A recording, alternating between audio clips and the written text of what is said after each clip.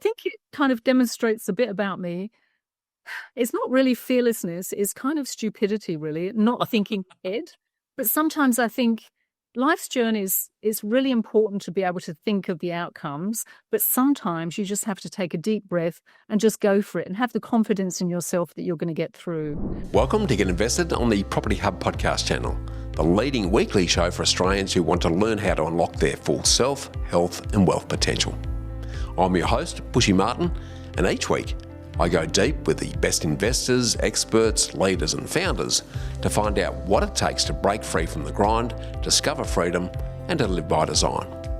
Subscribe now and join me and get invested in the life that you really want. Let's get started. Hi, friend and fighters. What's the critical underlying approach and foundational skill that separates those that achieve sustainable success from the rest? Now, you might be thinking that the answer revolves around intelligence and having all the answers. But how do you get all of the right answers in the first place?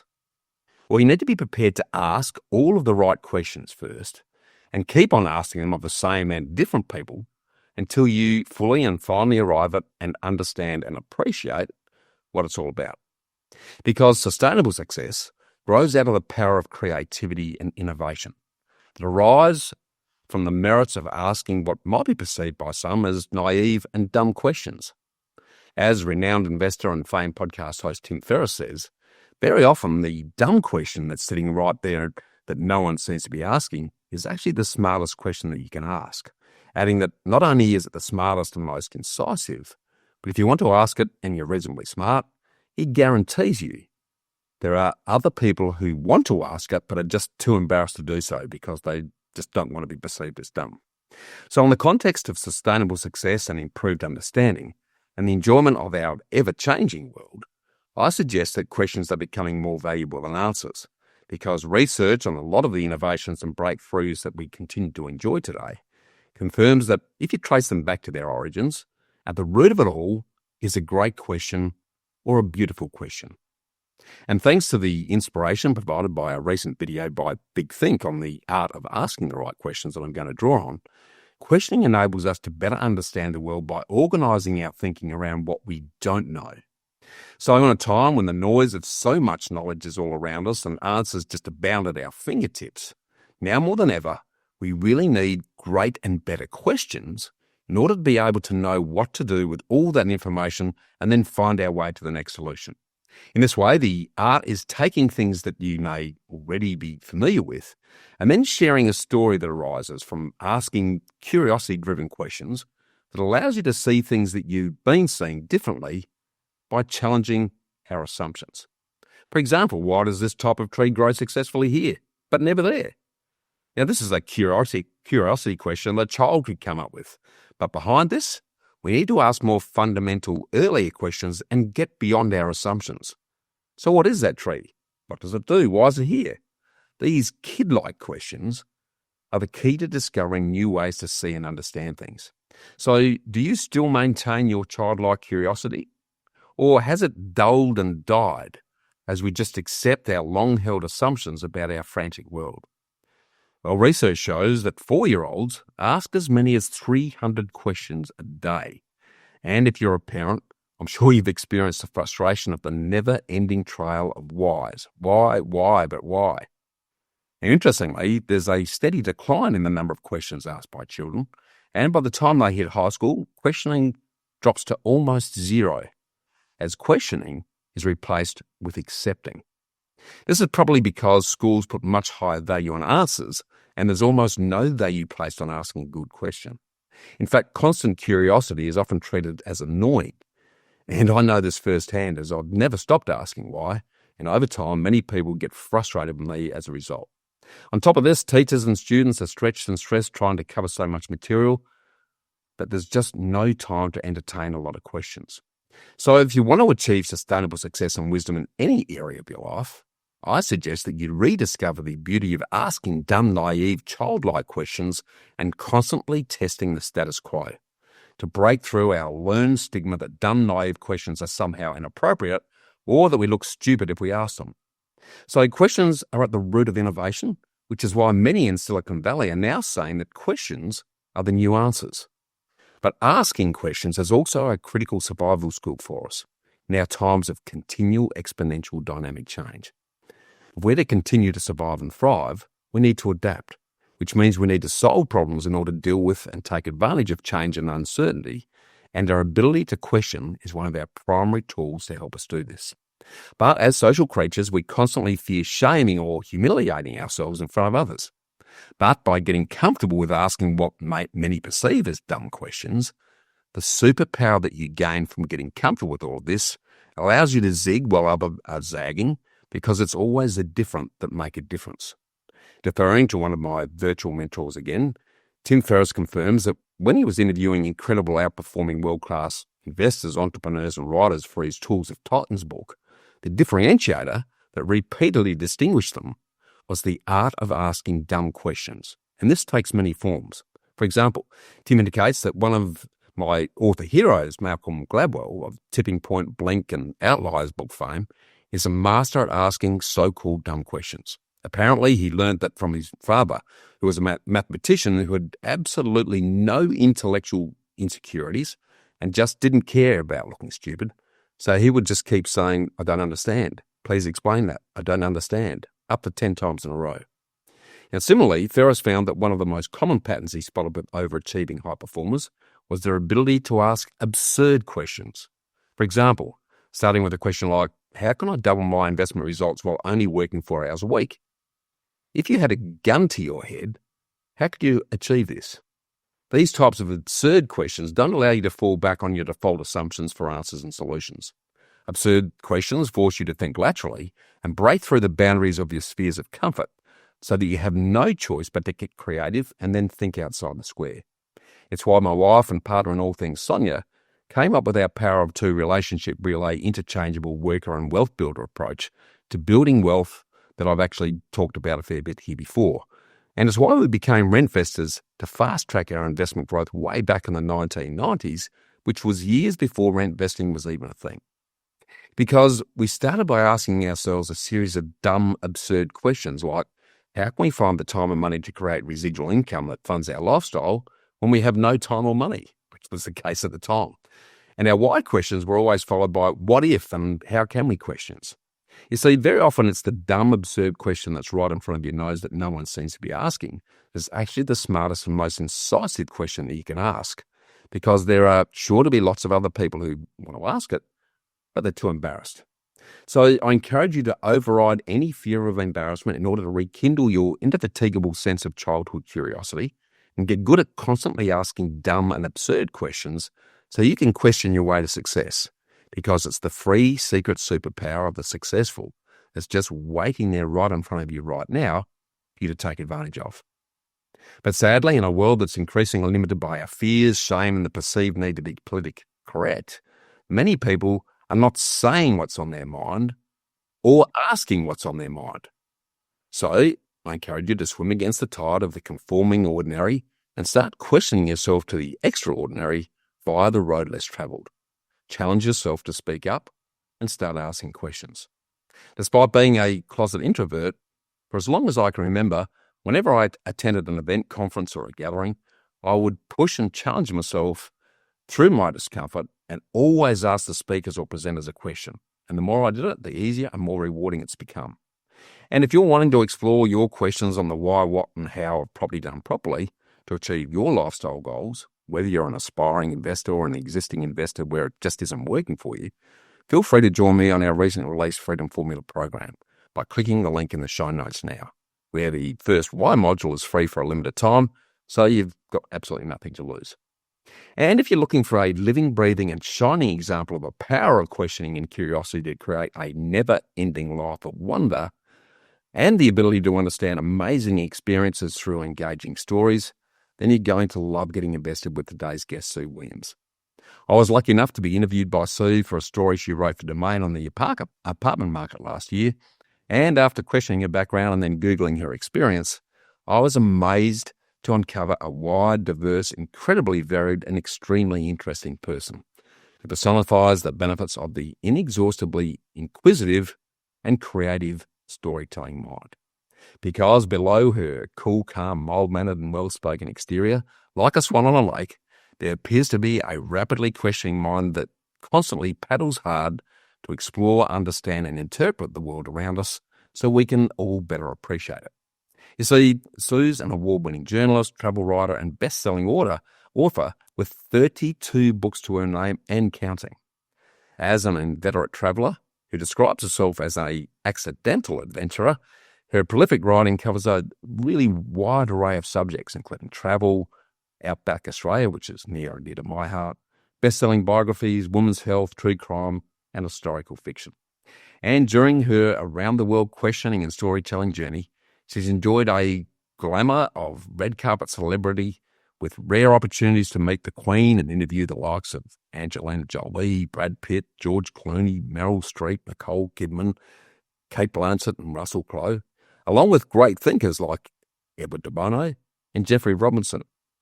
And that's at one end of the spectrum. While at the other, she's cheated death reporting from war zones and created tens of thousands of stories about everything from murder, riots, earthquakes, road crashes, lifestyle, film, fashion, soccer, and even a top race writing award for a feature on horse racing. And last but not least, the housing market. So it's no surprise that what brings us together today is her journalistic special interest in property and apartment living, which has led her to co-founding the Flat Chat Strata Advice website and podcast of the same name, along with her regular story contributions on property for all of Australia's leading newspapers and magazines, including the Sydney Morning Herald, The Age, the Australian Financial Review and Domain, just to name a few. Whew, I'm exhausted just talking about all this, yet alone doing it. Now, many have said that I'm a bit of a man of many hats, but clearly Sue's a woman of many pens, whose childlike passion for questioning everything in the world, along with an unquenchable thirst for understanding, interpreting and storytelling, has helped her create a colourful, sustainably successful life that's been built on constantly asking why. So I think her surname should actually be changed from Williams to Williams. Yeah. So this week we're going to unpack her incredible personal journey and property journey so far before we dive more deeply into the wider world of all things property and apartments next week. So welcome, and let's get invested, Sue. Thank you very much. What an amazing introduction. My God, I think you've done it all for me. You don't need to hear from me.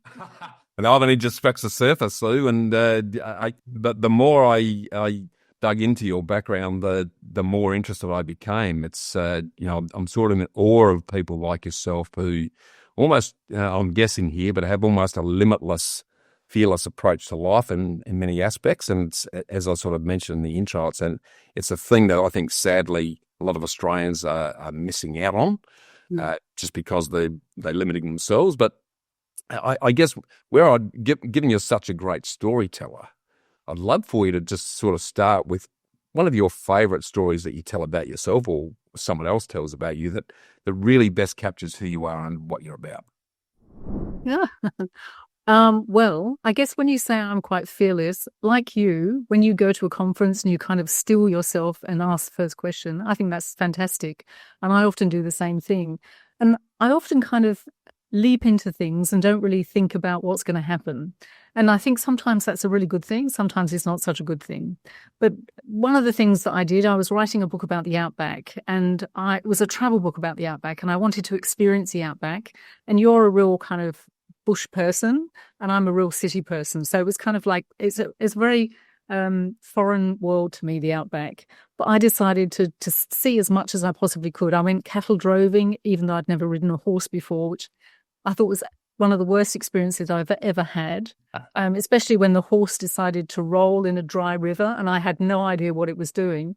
But luckily I survived. But one of the bizarre things I did when I was doing that, I heard about Fred Brophy and his old-fashioned boxing tent. And that was one of the old-fashioned tents that would travel around the country with a set of professional boxers, and people would challenge them to a fight for money. And I thought this was fantastic that it still survives. I mean, it started on the goldfields of the US and the goldfields of Australia. Yep. And I thought it'd be fascinating to see that. And I phoned up Fred Brophy, and he lives in outback Queensland, and he only really operates in Queensland and the Northern Territory now. It's been banned nearly everywhere else because it's so dangerous. Health and safety, there's nothing like that there. And so I phoned him and said, oh, I'd love to come and see your Outback boxing tent. Is that okay? And he said, yeah, sure. And without thinking, I said, oh, it'd be nice to actually have a fight in the tent as well. And then I realized I'd actually said that out loud. I wasn't just thinking. And he said, well, have you ever fought before? And I said, well, no. And he said, how old are you? And I think I was just in my 50s. And he said, well, there's no way that you can fight in my tent. And the more he said there was no way, I was too old, I was a woman, and I hadn't been used to fighting, the more I was determined to actually do it. Okay. And that's one of the things, you kind of invest in yourself and you think, let's just go for this. And you don't really think about the outcome. So I went up to Outback Queensland, to Kirkhaven, where he has a pub and he has his boxing tent out in the backyard.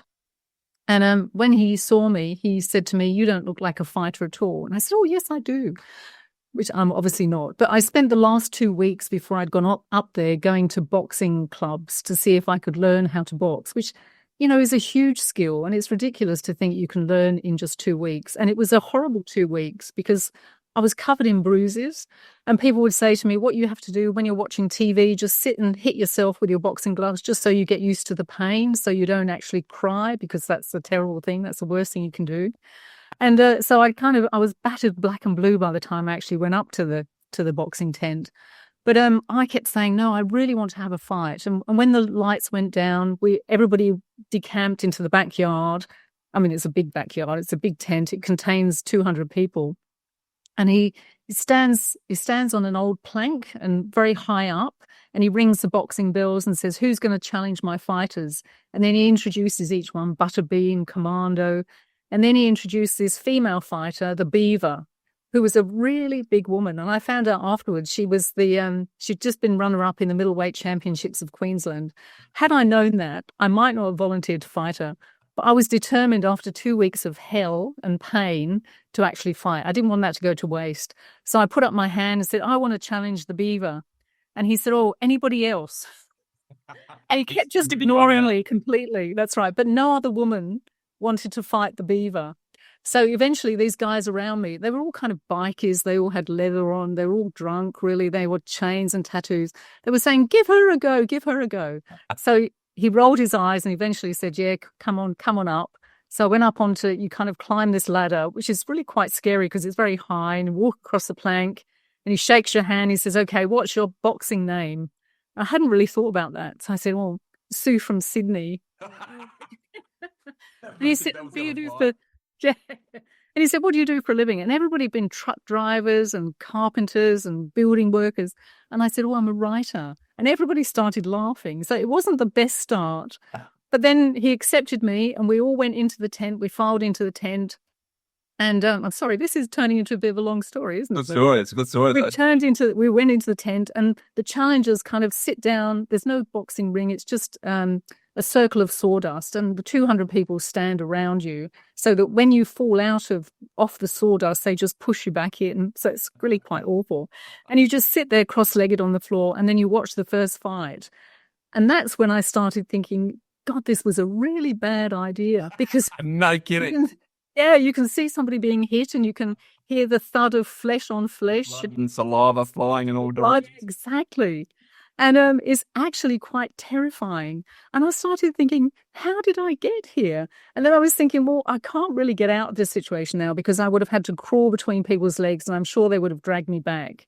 So I just watched the first fight, then the second fight, and then the third fight. They said, okay, you're up, Sue from Sydney. So I got up. And yes, it was pretty horrific, really. They rang the bells and we started fighting, and she came at me with a big right hook. And she hit me straight in the face, and I fell down and everything went black. And I thought, that's fantastic. I've been knocked out. That's the end of it. I don't have to do anything else. And then suddenly all the lights flickered back on and they'd had a power cut. So they decided to start again. So I had to go through the whole thing again. So we had 3 rounds, a minute a round, and it was awful. I mean, she was obviously a professional fighter, and there are a few rules in outback boxing. You can't have any protection. So you don't have a mask or anything like that. And they can come and they can hit you from behind. They've got the old Swainsbury rules or whatever they call it. I'm no boxer, so I don't know. No way. They don't have any of those rules at all. And they love doing this. They have the buffalo where they punch both fists in your ears, and then they have the hammer where they kind of hit you on the head, on the top of the head. And that really, really hurts. I can't tell you how much that hurts. We could pee through that. Imagine. But so we had the fight. I mean, I tried as hard as I can because that was the name of the game. It's all about entertainment, and I just kind of went for it, really. And I only got a couple of punches in, probably, really. But it was kind of, by the end, he stopped the fight. We lasted the 3 rounds, and then he said, and the winner is, and I thought, because everybody had been on my side because I was so obviously the underdog. They were all shouting for me. And I kept thinking, maybe I've done enough to win. Of course, I hadn't. There's absolutely no way at all. So I lost the fight. But afterwards, it was really funny because Fred Brophy, who's a really tough guy, and he really hadn't wanted me to be there. Yeah. He was fantastic. He said, that was great. You know, you did really well. And he made me a T-shirt later on that said the oldest Sheila in Fred Brophy's tent. You know, it would have been nice if it was something else. And then lots of these guys came around me and said, oh, you've got more balls than most of the men here. You know, let's buy you a drink. Unfortunately, I don't drink. So I was saying, I'll have a lemonade thing. So Sue from Sydney just ruined her street cred, really. And afterwards, I got out of there as quickly as I could because it was actually my birthday as well. And I had the worst birthday ever because I hadn't eaten anything all day because I didn't want to be punched in the stomach and throw up. And I didn't want to cry. I just wanted to get through it. And so we disappeared and I went to the nearest McDonald's, which was a long way away. And I had some chips because I don't eat meat. And this little kid came up to me and said, did I just see you in Fred Brophy's tent? And I said, yeah. And he said, can I have your autograph? And I felt like, you know, this star boxer, really. It was just amazing. It was a great experience. But my partner said to me, look, don't ever do that again because that was really dangerous. And years later, I was in the Birdsville races. Okay, yeah. And the tent was up there and Beaver was there and she saw me and she came over and said, let's have a return fight. And I phoned up my partner and said, oh, I'm going to fight Beaver again. He said, if you do, I'm going to divorce you. I'm never going to speak to you again. You were lucky the first time. You don't want a chance at the second time. Exactly. So we never had the second fight, which was probably a very good idea. I think it kind of demonstrates a bit about me. It's not really fearlessness. It's kind of stupidity, really. Not a thinking head. But sometimes I think life's journey is really important to be able to think of the outcomes, but sometimes you just have to take a deep breath and just go for it and have the confidence in yourself that you're going to get through. So I think it was kind of a really good journey for me. It was a really good learning experience. And I was lucky, though, that I wasn't knocked out and I didn't lose teeth and, you know, nothing terrible happened. And later on, it was so funny because I went back to the boxing gyms where I'd been learning how to box before this, and everybody was really keen to hear. Well, they saw I'd survived and they were keen to see how it was. And one of the boxing trainers asked me if I'd like to take up boxing as a veteran because he said, I have terrible technique. I'm absolutely useless, but I had a lot of heart. And I said, no, thank you. I don't want to become a boxer. So, yes, it was a fascinating experience. It was a look at life on the other side, really. But that was my lot, really. Well, I think you couldn't have picked a better story because there's very few, including myself, who would have stepped into that ring. A lot of people were still getting hurt. Oh, my goodness. I'm more of a Michael Jackson lover, not a fighter type of routine. I would have hightailed it, I think, at the even hint of that going on. I'll say without their favour, but sort of circling around that because having looked into your background, you've had a really diverse background. I'd love for you just to share some of the highlights in terms of where you invested your time, energy, and money over the years, and why, and how this has led you to where you are and why you do what you do. Sure. Well, I guess after university, I didn't really know what I wanted to do. Like a lot of people, we kind of go to university. It's great to have an education. It's great to have a qualification, but we're not quite sure what to do next. And so I decided I would really love to travel. And so I worked in lots of odd jobs and then I spent a lot of time traveling. And every trip I did, I'd come back home and then I would work, earn enough money, then go away again. And I spent a lot of years doing that. And my parents, I think, despaired of me because they kept thinking, when is she going to get a proper job? But, I really, really love travel, because on one of the awful jobs, it was a night job in a factory. And I met this amazing woman there who was also working there. And she had traveled enormously. And she was actually doing that. She was working the factory, then she'd go off for 6 months, then come back. And I thought, wow, this is a fantastic way of living. Yeah. Although the factory work was horrible. But I kind of thought, I really want to travel like that. So I went off the first time and traveled from Britain, because I was living in Britain then, and traveled through Europe, down through North Africa, down through Central Africa and to Kenya. And it was on a truck. It was on a converted dust truck that someone had converted into like a truck that 10 people could sit on and travel through Africa. And it was a disastrous trip, because we ran out of money, we ran out of food, we ran out of water. Everybody got ill. It was just, it was interesting, and it was a fascinating taste of travel, and the worst kind of travel you can have. But it wasn't terribly successful. I got sick as well. I got hepatitis, had to go back to Britain. But the next time I decided I would be much better off traveling on my own. So the next trip I did was I hitchhiked from Cape Town to Cairo in Africa, because there was still lots of Africa I really wanted to see. So I really, really loved that.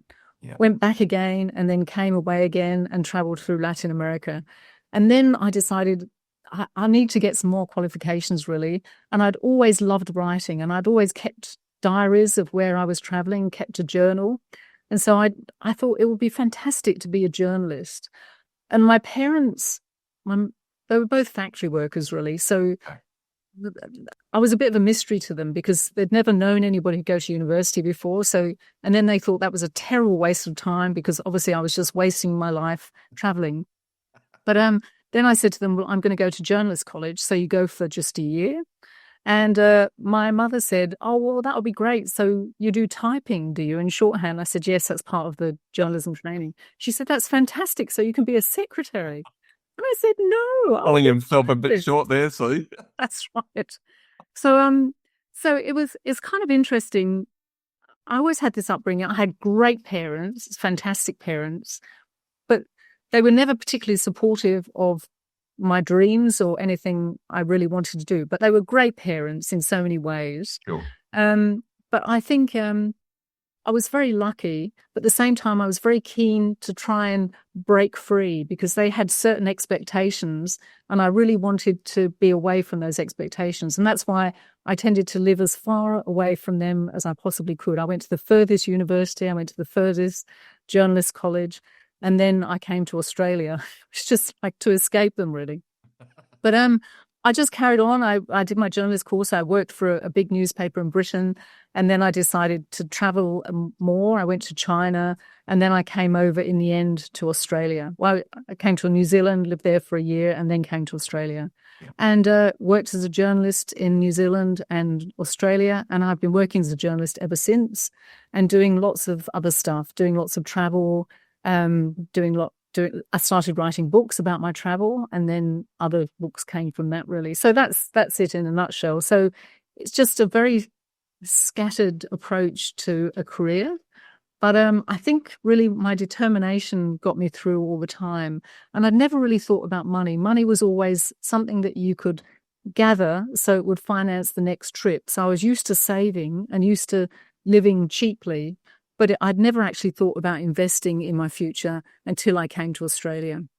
Interesting. Well, something that just listening to you talk about that, there's a level of self-belief that sits underneath all of this that a lot of people don't have that confidence or a level of self-reliance to go from the top to bottom of or bottom to top of Africa on your own.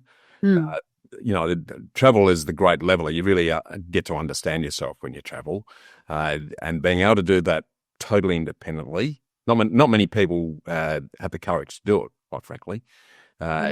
Where did that come from? Is that something just inherent in you, Sue, or is it something that's developed? I'd love to sort of understand that, particularly given the background of your parents that you spoke about. You've sort of and that's why I mentioned the word fearless and limitless at the start, because you've overshot the average expectations and they're not scared to have a go, is what I'm hearing. Sure.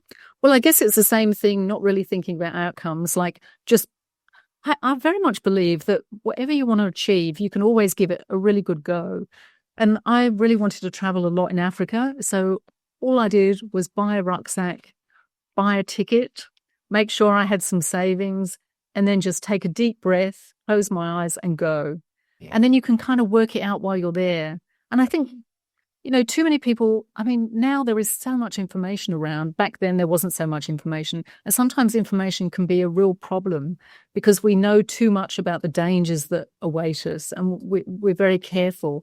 If you just kind of take a deep breath and go for stuff, I think it can often work out really well. Sometimes it can be bad, but then you just get yourself out of those bad times as well. I've had real difficult times too, but you can't, once you're in that difficult time, you just have to get out of it. There's no alternative, really. It's not like you think, am I going to enter this difficult stage because it's going to be too hard? You're just in it and it's too late by then. So you're just working out ways of getting out.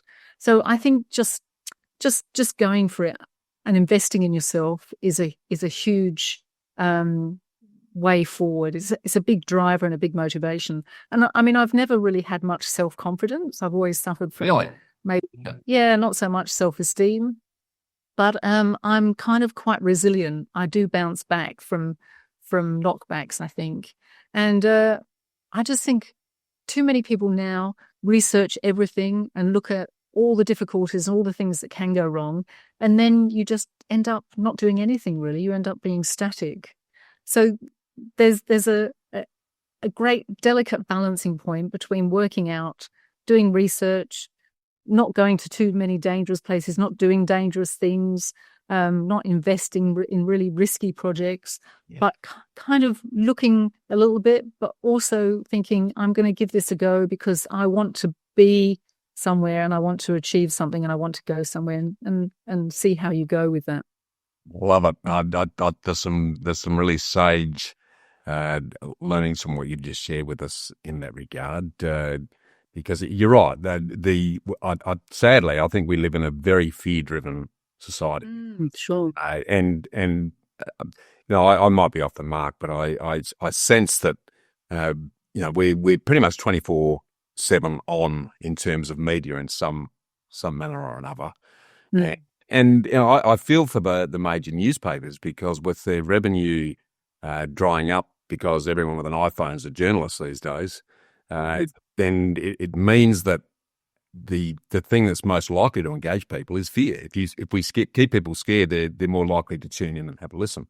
So That's right. I think we're in an interesting phase in that regard, and it's for that reason to some degree, I haven't really stuck my nose into mainstream media in any serious way for 25 years, see, because I just don't want to rub. Glad I don't have to rely on you for a living. Well, it's I tune into stuff that I have an interest in, so properly, but I curate that. I get the stuff from sources I know and rely on. But don't rub myself in the fear because if it's going to keep me awake at night for stuff that I've got no control of, I can do nothing about. What's the point? What's the point of even knowing about it? So I know that I love that. So I sort of going back to what I talked about in the introduction, and again, major assumptions and guesswork by me there, but how important has the power of asking great questions been to you in your life so far? Been hugely important because I spend my life asking questions as a journalist and as a travel writer. And it was interesting because you were saying, don't be afraid of asking naive or dumb questions. That's exactly it. And as a journalist, it's easier to ask those naive and dumb questions because people expect it of you in some ways. But always you do fall into the trap. Sometimes you're interviewing somebody and you want to create a good impression and you ask them a question, they only answer it half, and you kind of say, oh, yes, I understand. And you don't really understand. You have to get rid of personal pride and be ready to ask those questions, even if you look stupid, because you need to know the answer, which is exactly what you were saying before. Sometimes I can read an interview, only occasionally, but these days I can read an interview I've done and I thought, I really did that badly because I was trying to impress that person rather than trying to find out the truth of their life or the advice that they were given or what they were really saying. I didn't really quite understand it. So I think asking questions is enormously important. And most people are really keen to answer questions, even if they look a bit stupid to you, really. They're really pleased that you're interested in their life enough or interested in their views. So they don't mind stupid questions. I mean, occasionally somebody will be quite rude to you, but you get used to that, Well, it's more of a reflection on them, I think, than it is on you. Totally. So I'm very used to being thought stupid, and sometimes I'll go to press conferences and you have to ask really dumb questions to get the best responses. Yeah. And you kind of get used to that, really. I mean, I've been to the Cannes Film Festival a lot, and you do what's called a round table. You have a star like George Clooney or Brad Pitt or anyone really, and there's maybe 8 journalists, and you're all clamoring to get your own questions asked. And you don't want to ask a question like, did you enjoy this latest film that you've made? Because you're not really going to get much of an answer. But you want to ask a question that's going to give something more meaty back so that you can actually write about it. So, I think that advice about asking dumb questions is absolutely spot on.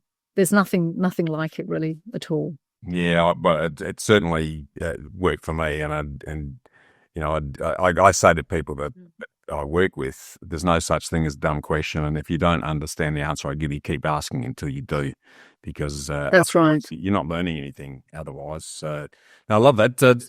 Turning to the other side of that, given how prolific you've been as a writer, both in novels and journalism, why is storytelling so important to you, Sue? I love telling stories. I love engaging people in stories, and the power of the imagination is so strong. It's fantastic to be able to take people on a journey with you. And it's all very well to have a good experience yourself, but if you can convey that experience and give somebody else a taste of that experience, there's nothing better really.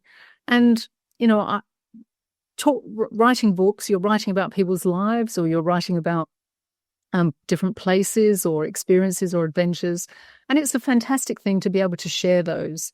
I mean, most of the traveling I've done has been on my own. And sometimes I've watched a beautiful sunset or a wonderful sunrise and thought, it'll be nice to be sharing this with someone. But often you're on your own, but it's great to be able to share it afterwards. And I think people are genuinely interested in those things, and it can kind of encourage them to maybe travel more, or it can encourage them to read more or learn more about their own Australian history. And there's no better reward, I think, than somebody becoming as enthusiastic as you about some of those things. And I just love that. It's a great way to connect with people and to share lives. And there's nothing better, I think. It's great to be able to tell people stories. I mean, my dad tells stories and he's really bad at it. I mean, this is no reflection on my dad. He's just not had that experience, really. So, and it's very hard for him to hold conversations with people because they don't quite follow what he's trying to convey. And I really feel for him, and I really feel for people who struggle with the language in lots of ways. But if you can make a story accessible and an experience accessible, that's a great way of connecting and of creating community, really. And it's just a wonderful thing. Well, it's an incredible skill, I think, actually, that not a lot of people. But it can be learned. Yes, I agree. Practice. It's 100%. Again, you touched on something that, and I don't want to go off tangent too much, but I think anything can be learned if you work hard enough.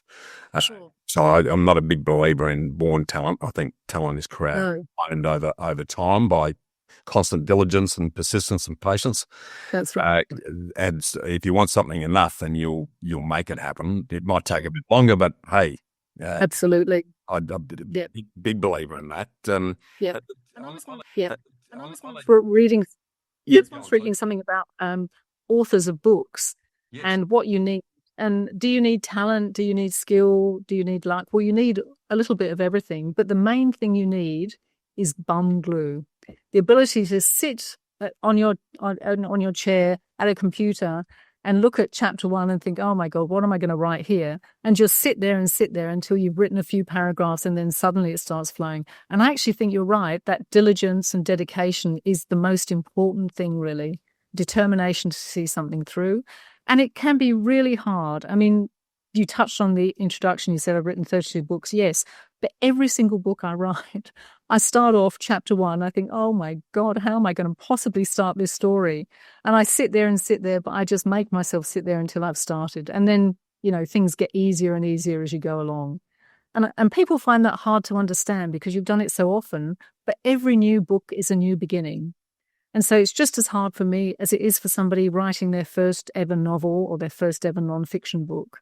And so we're kind of sharing that. And so they should take heed, really, because it's hard for all of us. And I think the people who say it's easy are lying. So do I. And I'm latching on to your term, bum glue. I think absolutely sums it up. I mean, I'm not even a scratch on the writing work you've done, but the 2 books I've written, they were painstaking, Sue. Blood, sweat, and tears. Because you're for someone who's very, very early in the whole process, you know that people are going to read this, so you know that it's going to be a reflection, and people will judge you based on what they read, or at least too much time worrying about that, to be honest. But I did, and the 18 months of writing my first book, it was absolutely painstaking. It's like having a baby. Looking back now, I can go, yeah, a great experience, and I communicate way better now than I ever did because I forced myself to sit down and get really clear about what I was trying to get across.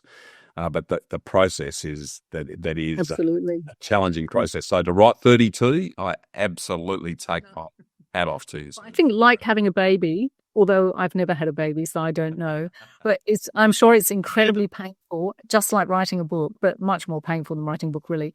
But you forget about the pain afterwards because you're so pleased to have the baby or you're pleased to have the book. And then someone comes along and says, let's have a second book. And you think, actually, it wasn't so bad. And you get lured back into it. And you obviously wrote your second book, so you were lured back into it too. And I'm exactly the same every single time. Yeah, I must admit, I haven't done any fiction work, but I can imagine that the escapism that comes from perhaps taking something that's almost true, but then adding colour and flavour and character and depth to it would be very fulfilling and very enjoyable. I'm imagining because I've never done it. But in a world where everything's right in front of us, to actually get lost in our imaginations, I think is a beautiful thing. So it can be, absolutely, but it can be hard work. Yeah, no, that's hard work.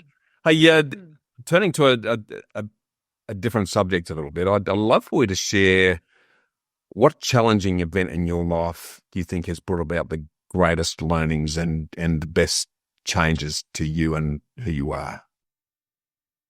That's a hard one. I actually think it was going back to that trip the second trip in Africa, traveling around. I was in Uganda it was just after the war. They'd just unseated Idi Amin, the horrible dictator. The Tanzanians had come in and got rid of him. Yeah. And I went into Uganda from Kenya, and I was warned it was a really dangerous country at that period because there were still lots of troops running around. They hadn't been paid. They were still armed. And on the border, a nun had gone missing, and then she'd been found murdered very close by the border crossing. And I went across the crossing and I thought, look, surely this is going to be okay because there's a train station there. I'll get the train straight to Kampala, the capital, and I won't attract any attention. But of course, a white woman traveling alone does attract attention, really. Yeah. But it was really quite weird because I got onto the platform. It's just open air platform. And there were lots of Africans there waiting for the same train. But usually in Africa, people are very friendly and they kind of want to know why you're traveling, why you're on your own, where you're going to. And they kind of really embrace you and look after you. And these people just shrank away from me. And I kept thinking, what is going on? I just don't understand the situation. And then 2 guards came, 2 military men, 2 army men came with their guns and said they were going to arrest me. And they marched me off at gunpoint to their HQ, which was a tiny little shed across about a kilometre away across waste ground. And as they were marching me away, I could see the fear in everybody else's eyes. And I thought, this is really bad news. Maybe I should never have come here. But they marched me away to the shed. It was too late by then. And in the shed, they played a game of Russian roulette with their guns. Oh. And they spanned the guns on the desk. There was just 2 chairs. I sat on one of them sat on the other one on either side of the desk, and the other guy just stood there. And they put one of their guns on the table, and they span it and said, if it points to you, we're going to shoot you. And the first time it pointed to them. So I thought, oh, great. And they said, no, best of 3. The second time they span it, and it went on the ground. And the third time it pointed to me, and they said, okay, now we're going to kill you. And you kind of think, well, this is probably one of the worst things that can possibly happen, really. But always when you're in that really difficult situation, it's amazing how you find you've got no alternative. You're going to survive or you're not. So your life does flash along in your mind for you. Sorry, your life flashes through your mind. But you start thinking very coldly and calmly about what you can do. I tried crying because I thought they might feel sorry for me, but they didn't. That made them feel much more powerful. So then I started threatening them, saying that my husband will be here. And they said, no, you don't have a ring on. We know you're not married. And after that, I always traveled with a wedding ring on because that's a really useful thing. Smart. And if you say you're widowed, people really are much nicer to you sometimes. Good point. And that was a learning. And then I tried to bribe them. And we just went round and round in circles. And in the end, they took the Ugandan shillings I had, which were worth absolutely nothing, about $10. And they finally said I could go, which was fantastic. And I kept thinking, we'd been there about 2 hours. And I kept thinking, why didn't they just say they wanted my money for the beginning? I would have given it to them. But I had some US dollars, which I hadn't declared. So I had to make sure I couldn't give them those because I knew that then they would have something on me. So I gave them my Ugandan shillings, and they let me go. And as I left the hut, they started firing over my head. So I ran back to the station. And when I got back to the station, all those passengers were still there. But this time, they all kind of came round me and said, are you okay? We saw they took you away. Is everything all right? What did they do to you? And they really looked after me and supported me. And then they hid me. They hid me under a pile of their possessions. They had lots of blanket bags and cases. They had chickens. They had a goat. They piled everything on top of me and hid me on the platform. And finally, I felt the platform shaking. The train was coming. And then they just lifted me up. All these people, I'd never known them. They were strangers. They lifted me up and put me into a carriage and then put me up on the luggage rack. Just swathed in all their blankets and things, because they said the guards will come back. And I said, oh, no, I'm sure they won't. They've let me go. They've got my money. And they said, no, they'll come back. And they did come back, and they patrolled the whole train looking for me. And they kept asking everybody, have you seen this gringo? And everybody to a person said no. And I thought that was quite amazing, really, because they... it's one thing to kill somebody from another country. It's another thing to kill somebody from their own country. Yeah. But everybody to a person just denied that they'd ever seen me. And then finally they gave up, the train pulled away, and everybody clapped and cheered. And that was a huge life lesson for me because, A, it made me feel that in lots of difficult situations I would be able to cope. Yeah.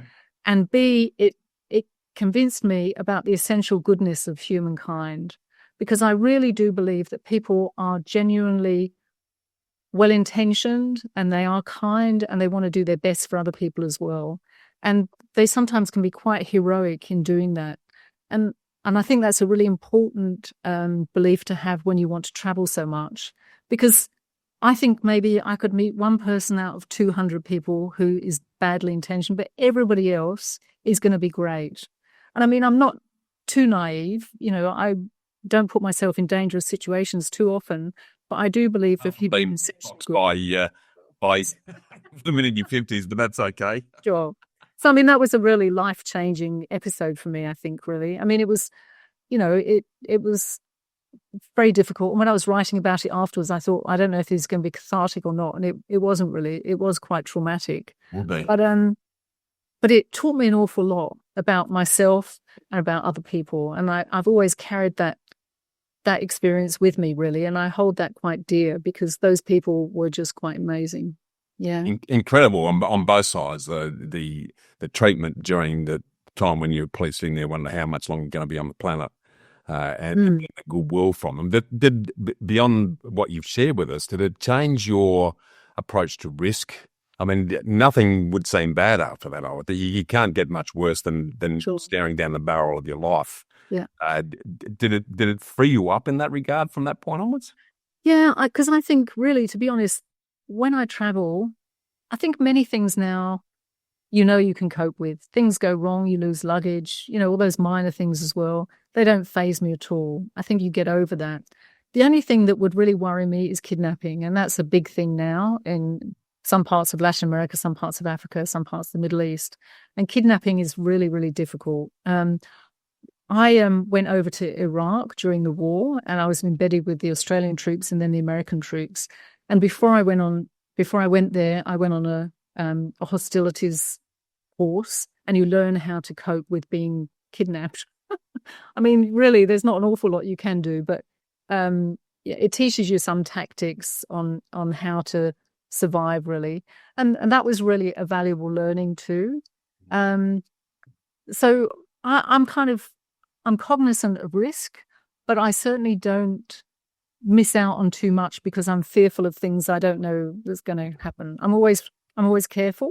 And I think, when you walk overseas, if you walk in a certain way, you walk with confidence. Even in Sydney or Melbourne, anywhere, you walk with confidence, you're much less likely to be attacked. If you're sure of yourself, people, bad people are looking for people that are going to make it easy for them, I think. Yeah. I've met people overseas, certainly in Latin America, I met women who had been attacked, and I could understand why maybe they were singled out, because they were nervous, they were anxious, they were and they would, they wouldn't be careful about their possessions or where they went or what time they went. And it's awful that women have to be careful, but men have to be careful too.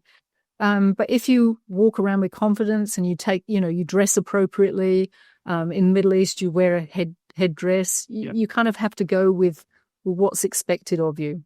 Yeah. And I think if you obey most of the rules, you're going to be mostly okay. Yeah, and I love that. That's some, thanks for sharing that. I can't even imagine what that must have been like. So, and just thinking on your feet, the stuff you were sharing at the time, should I cry and say that? No, that's a sign of weakness. You're learning on the spot. Sure. What's working and what doesn't in the heat of a life-threatening situation. That's amazing. If we look back now, then, so is there anything that you, if anything, that you struggle with these days? Oh, look, sometimes I still struggle with self-confidence. I think a lot of people do, really. And maybe a lot more women than men. Men tend to have a lot more confidence in many situations. I think that's bravado at times. I just quite like it. Sure. And we could learn from you in that way, really, I think. Because I really believe in being proactive in everything, being proactive in your career, working out what you want to do, going to your boss saying, how about I do this way? How about I take on this project? And, you get knockbacks and you have to be prepared for that.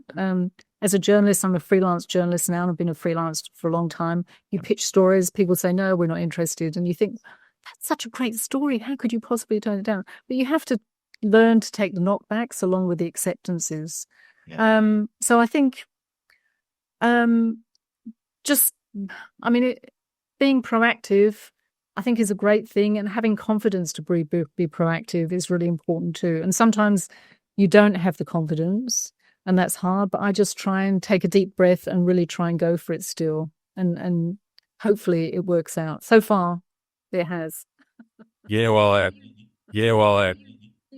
continue to do great and exciting things, and I love that spirit, Sue, because again, I think there's a lot of Australians, I think we're too comfortable in Australia, and they use the excuse of getting old for reasons not to do things and miss out on the fantastic joy that life is as a result of that.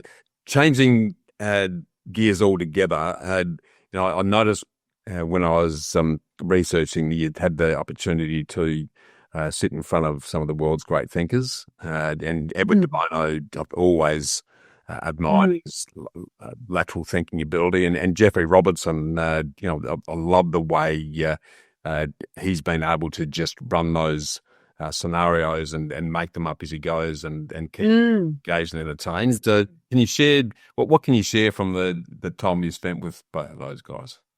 I think the thing that they both taught me was how important it is to be accessible, because both of them are obviously extremely intellectual men, very clear thinkers, but they didn't use that as an excuse to mystify their concepts.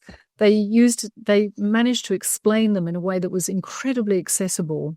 And I think that is a real gift to be able to do that. Really difficult concepts often, especially Edward de Bono, but he manages, his hats theory and stuff, he manages to bring it down to your level so everybody can understand it. And I think that's great, because it's sometimes easy for intellectual people to look down on the rest of us and make us look stupid and feel stupid. But they're very keen to lift us up to their level. And I think that's amazing for both men, really. Yeah.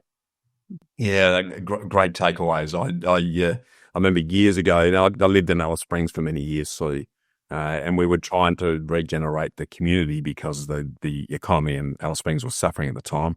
So I hosted a Geoffrey Robertson style exercise with all the key leaders in the town and try to emulate Geoffrey, which was a lot harder than it looks. Yeah, I bet. But that style of thing, again, in terms of getting creative and thinking outside of the square, that approach to life is an awesome way to get people engaged in looking at the future rather than complaining about the problems, which we do left in isolation. So I love that. I'm going to jump straight into, because I know we both have a passion for property from various aspects and experiences. Can you sort of talk us through your property journey? And talk to us about what you did, why, and what worked and what didn't, and again, what have been the learnings from what you've done in that regard? Sure. Well, as I said, I was never particularly interested in money, only where it could get me to. Yeah. But when I arrived in Australia, I came here about 1989, just after the bicentennial, and I was renting an apartment. And I've always loved apartment living. I just love being able to live in the center of town. Yep. And I like the security of a high-rise apartment. I like the views. I like being able to see the skies. I really am a huge fan of apartment living. Yep. So I've always lived in apartments, but I always rented apartments. And renting, as we all know, can be awful. It can be okay. Overseas, it's a way of life. In Australia, it's still seen very much as a second-class way of life. Yeah. I mean, I'm really interested in the build-to-rent sector, because build-to-rent apartments tend to be, much higher quality than others, than a private rental market. Yeah. And they have great facilities. They're often a bit more expensive, but they're really well-managed and well-run. And I think if I was a renter, I'd go back to there. Yep. But in the private rental sector, we had a series of apartments that weren't great, and they had problems, and you'd have those awful inspections every few months to check that you were tidy and keeping the apartment well. And we had a cat, and we weren't really allowed to have a cat. And one time there was an inspection, and the cat, who was really shy and spent most of her time under the bed, for some reason, inexplicably, came out and saw the real estate agent in his suit and climbed up his leg and over his body, and then went down the other side of him. Like a quick visit. I've never seen anybody do anything like that before. And this real estate agent stood there and went, "What the hell just happened?" And then we all laughed. And then he said, "I'm just going to pretend nothing happened." And then we moved on. So we knew our time was limited. But things like, we had a terrible carpet, and we asked if it could be replaced. And they replaced it with an even worse carpet that every time you stood on it, you got an electric shock. And eventually we kind of thought, we're going to have to buy an apartment, really. Yep. And apartments back then weren't quite as expensive as they are now too. Yep. So we bought our first apartment and really loved it. It was fantastic. But with our first apartment, it proved a really good investment. It increased in value. We loved living there.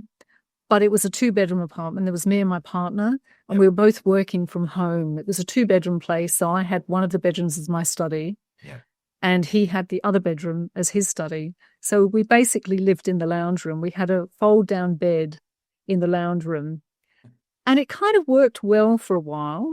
When you folded it back up, it just looked like a bookcase. So we kind of thought that was quite neat. Yeah. And then we went to a party on another floor of the building, and I was talking to somebody, and they said, "Have you heard there's a really weird couple who live in this building? They sleep in their lounge room, and they..." And he was really laughing. Then everyone else started laughing. And I thought, oh, my God, he's talking about us. So I kind of thought, well, look, this is... And we were getting a bit sick of pulling the bed up and down again. So we thought we really need to buy a bit of a bigger apartment. Yeah. And this was the biggest learning of all, really, because we bought an apartment off the plan in 2001 when there was a rash of new buildings in Sydney coming up. Yeah. And we bought it off the plan. And we had no idea what we were getting into. And what we actually got into was an absolute disaster. The building was ridden with defects. The building management company was the developer. Yeah. So the developer was refusing to do a defects inspection. And the strata manager was in cahoots with the building manager. And unbeknownst to us, I was on the executive committee from the very beginning. I was the secretary. Yeah. The strata manager signed a new building management contract with the building manager and affixed our seal without any of us knowing. So we couldn't, and that was for a 10-year contract. So we couldn't get out of a 10-year contract. So everything kind of that could have gone wrong went wrong. And we were desperately trying to sort everything out. The building manager, developer, put in place a building manager who was the concierge, who didn't know how to use a computer and who used to call an electrician whenever a light bulb needed changing in the common property. So he was running up huge bills and managing the building very, very badly. He had a key to all apartments. He had a master key, and one person came home one day from work and he was sitting there reading their magazines in their lounge room. He also went into another person's apartment when she was having a shower. He obviously hadn't realized she was there, and she came out of the shower and saw him there. So there was all sorts of terrible things happening. And it was really hard to get anything worked out because buying off the plan was kind of a bit of a new concept then.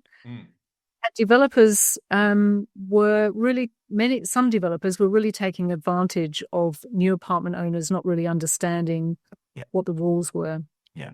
And in the end, we just didn't know what to do. We tried to cancel the building management contract, and the building management people, the developer, said that they would sue us if we tried to.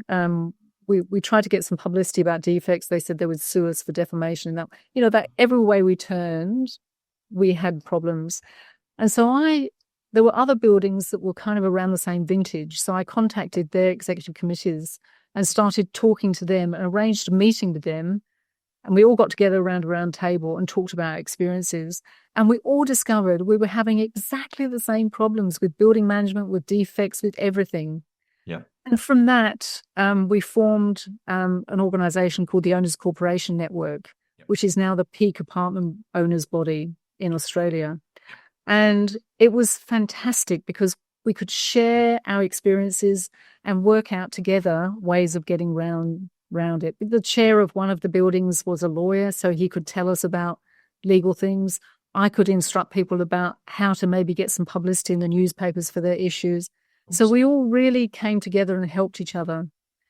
But it was really difficult. We ended up going to court about the defects, and we won the court case. But then when we tried to prove how much the defects were worth, we lost that battle because our expert kind of went to water under cross-examination. So dramatically, we kind of thought maybe he'd been paid off by the developers. Who knows? And we cancelled the building management contract and just walked the building manager out of the door and said, to hell with the consequences. Yeah. And unfortunately, the building manager, when I say walk him to the door, we walked him to his car, and as he drove out the car park, his car broke down.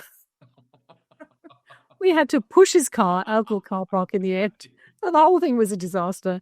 We tried to cancel the strata management contract. They refused. So we said we were going to go to the press about some of the terrible things they'd done because we engaged a forensic accountant and discovered that we were actually paying not only our own bills, but the bills of other apartments they also managed. It was quite incredible.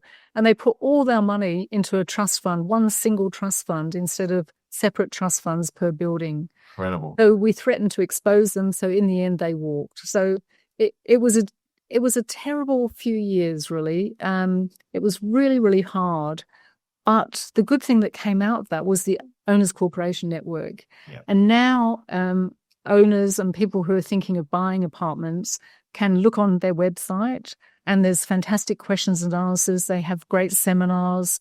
They really teach people. They have a voice in Parliament. They can tell people that we need changes to laws, and we actually got some laws changed. Right. You can't have 10-year contracts anymore in New South Wales for building management. Yeah. You still can in Queensland and other parts of the country. That's a bit sad, but I'm sure they're catching up eventually. Yeah.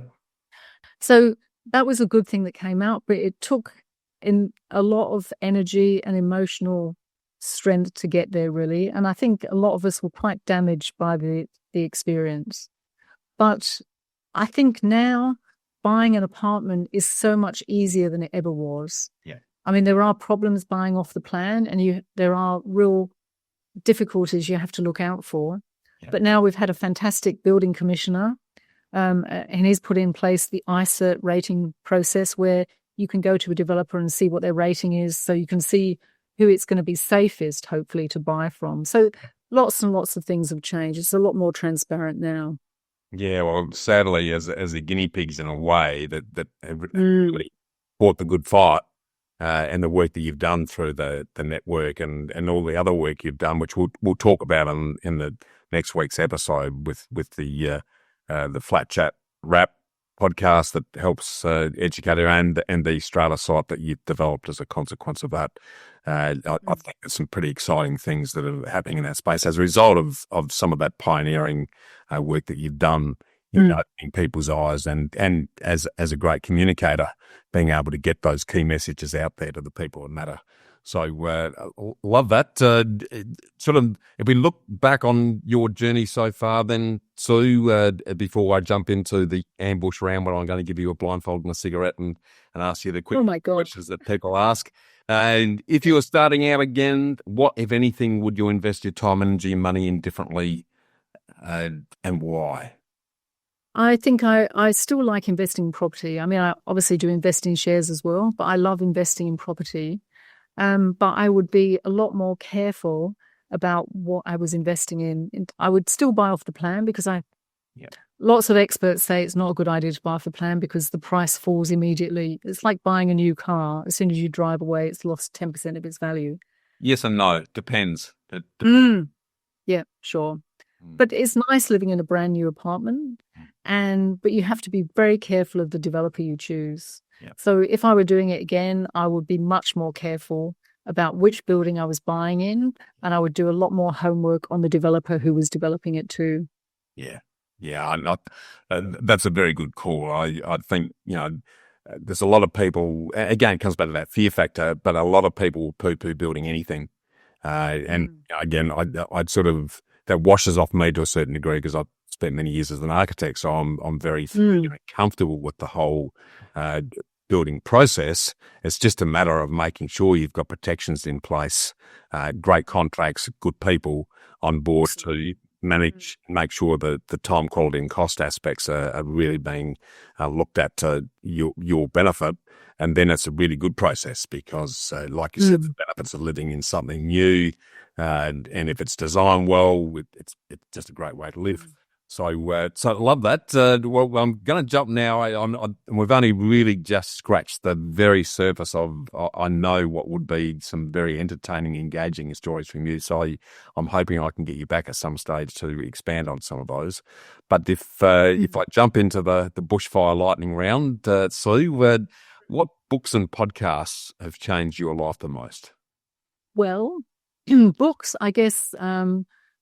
As a kid, I loved Enid Blyton, The Five on Treasure Island, those kind of books. That really got me interested in the life of the imagination and reading, which has become, one of the great joys of my life, really.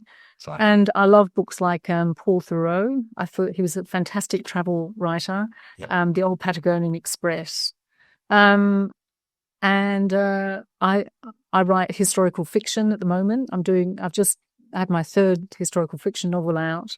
And I got really fascinated by that when I was reading Philippa Gregory, the Boleyn Inheritance. She writes a lot about Henry VIII and his wives and the Tudors. And I just turned that and looking into Australian colonial history. So I found that absolutely fascinating. Yeah. And podcasts, I love The Rest is History because I'm really fascinated by history now. Me too. Me too. Yeah. And also The Rest is Entertainment. That's good. Yeah, the rest. What I love about the Rest is History podcast is they make history fun. It's a bit like you. You tell really engaging stories that bring colour and life to it, and they do it in a light way that makes it easy to absorb. They've got a skill, those guys, the way they communicate it, because most of us who've had to drudge our way through history at high school can't get away from it quick enough. But when you actually bring it to life, and you suddenly start to join the dots on why things happen and where things are and why they are that way. I find it absolutely fascinating, actually. But okay, well, let me change direction a little bit. If you could have a coffee with anyone or a cup of tea, whatever your preference is, whether they be alive or dead, who would you choose and why? Well, I've just finished a new book, which isn't out till next year, but it's on the Duke of Wellington. Okay. And I feel like I know so much about him now. And I would love to meet him for a cup of coffee. I don't think he drank coffee. He probably drank port. But I'd love to ask him why he was such a womanizer. He was an insatiable womanizer. And I mean, he was a war hero, so women flocked to him. But a fascinating man. I mean, he was a great military leader. And he had so much experience in the Peninsular War, the Battle of Waterloo, his last battle. Yeah. But I would really quite like to meet him and talk to him because this last book, I mean, it sounds a weird subject for me, but we have a family legend that we're actually related to the Duke of Wellington because we do have an ancestor who was a maid in his household who mysteriously had a child, and the father was never named on the baptismal records. Interesting. And so the idea, we think that the Duke had his way with the maid, and her daughter, when she grew up, she worked as a maid in his household as well. So the next book is about that. So I would actually love to meet him to find out if it was all true, because the only way I can prove it is DNA, and the DNA has proved a bit elusive, although the circumstantial evidence is all there. So that would be kind of really interesting to meet him. Oh, I love him, and he's a great figure, and as you say, clearly a bit of a womanizer, and it seems to be that a lot of men in particular during those times, whether ego and popularity becomes a volume switch, that they just start believing their own press, I don't know, but certainly not uncovered. But that personal connection there and the question mark of that curiosity would be very interesting. So if you ever find out, I'd love to know. Changing gears again, what superpower do you wish that you had and why? I'd love to be able to, what's it called, where you kind of, like in sci-fi movies, where you can kind of go under a transporter and then you can just click your fingers and you can end up in another country immediately. That would be fantastic. I mean, I could go to Cambodia this afternoon for tea, and I could go to Germany tomorrow for listen to some music, and that would be great. I think that would be a fantastic superpower. 100%. I mean, you've done way more travel than I have. At some of those trips to the States and South America, it's like, spare me, kill me now. It's so long and painful, and you're so wrung out for days up. Well, I am at least days up. But teleporting would be an awesome superpower, I reckon. It's really I'm a big believer in, as we touched on during the chat around the power of discipline and habit to make things happen. Can you share a personal happy habit or rewarding ritual that you've employed over the years that's contributed most to what you enjoy in life? Sure. I'm a gym junkie. I go to the gym every single day, and it's become a bit of a religion for me, really, because I spend so much of my time sitting writing and kind of within my own head. I think it's really important to get out and do something physical. And so that sounds a bit pathetic, really. I mean, you kind of think meditation would be much better, really. But I just go to the gym and do a class and just, let out all that kind of frustration and energy and really and go for it. And that's been something that's kept me very sane over the years. And it's funny because I often do step classes where you step on and step off a step. Yep. And a friend to me, whenever I make a mistake, she says, "Oh, you're thinking about your next book, aren't you? You're not actually." But it is kind of quite good meditation as well, especially when you're doing weights too. So, yeah, I think the gym has been a bit of a saviour for me a lot of the time. 100% agree, and I'm very similar. That long COVID has knocked a bit of a dent in that for me because there's some health issues that are making it painful to reach the gym, sadly. So, but focus on working through that, but there's just nothing like, I think, as you say, clears the head. You just feel better generally. Yeah, absolutely. Massive amount to be said for it, I think. So I love you showing that. Well, again, I'd love to talk for hours yet, but I'm mindful of your time. So we'll jump back next week to talk about it. But I just want to thank you for taking the time to share your incredibly inspiring personal journey so far, Cecily. No, it's been a pleasure. Thank you. Been absolutely awesome. For those listening, before we close, if anyone listening would like to confidentially question and explore your personal situation or unblock any challenges in regard to your specific property or investment needs that might have been sparked by a great conversation with Sue, feel free to book in with me for a personal solution session by clicking the link in the show notes, where we have my complete, dedicated and undivided attention to take advantage of my decades of experience to help you for a full hour. We now look forward to continuing our conversation with Sue in next week's episode, where we're going to unpack Sue's passion and interest in the ins and outs of buying, investing, owning and renting apartments that we've started to touch on today. So in the meantime, remember to always get invested in your knowledge and your network before you invest in assets. And we look forward to getting invested with you again then, Sue. Thank you. Thanks very much. Thanks for tuning in to Get Invested on the Property Hub podcast channel, your home for property investment insights and inspiration. Make sure you subscribe to Property Hub for free. Get your weekly dose of Get Invested inspiration along with every episode of Realty Talk, Australia's top online property show for red-hot property investing news and insights direct from industry leaders and influencers. And finally, I'll see you next time.